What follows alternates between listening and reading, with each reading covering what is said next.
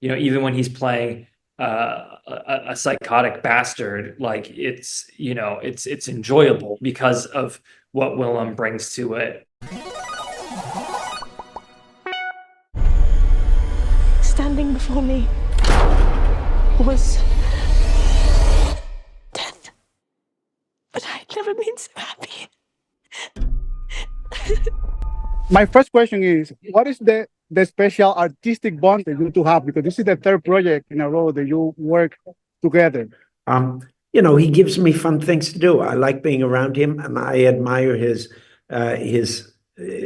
passion about what he does, and the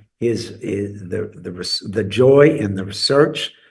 He always makes things that come from someplace. There's nothing arbitrary. It's everything's well won, and everything comes from someplace. So when you walk onto a set, there's such a level of detail and care and specificity that as an actor, you can really enter a different world and enter and engage with different thoughts and different feelings that you aren't used to, because he's defined a world that you have to go to it. And once you go to it and submit to it, it works on you.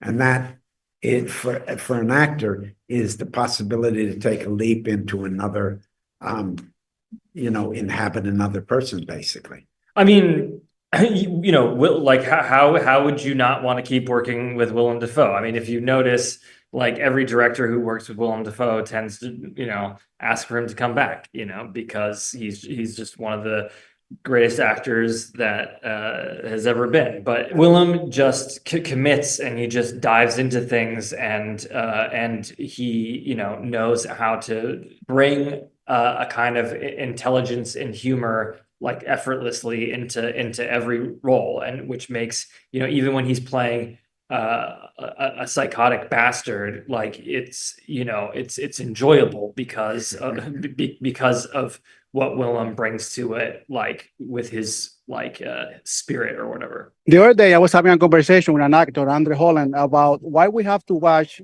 another Othello, another Hamlet, and we repeat watching this in plays and in movies. And when I saw your project that was coming, why we have to watch another Nosferatu? And until I watched your film. That was my answer. It's a great film. And I wonder why you always use the term of obsession in your films. And you transmit that to the audience, because I felt that this count was obsessed. And I'm thinking about your other movies. Obsession is always there. Well, I'm obsessive, I guess. So, and I think you have to be to make good movies. Sure. Yeah. But yeah. And I like when people are really emotionally wrought and just stretched to their limit. I find it interesting as a storyteller. In terms with the actors, I know Lily has to do all the contortions. And did you wrote this on the script to create this sense of horror? Because for me, the biggest theme of horror is when you see the actor faces, the manners, and everything, the whole atmosphere that you create added to the physical acting that these actors has. Yeah, it is in the script, but we did, but like to make fun of my script, it's a little bit like Ellen is really crazy. Now she's even crazier. You thought she was crazy before, now she's really crazy. And like it was better written than that, but then we had to map all that out, so that it was not boring and was not repetitive and had like an ebb and a flow and a specificity, which was a challenge. And it was work that I did with Lily and with Marie Gabrielle, the choreographer. Come to me.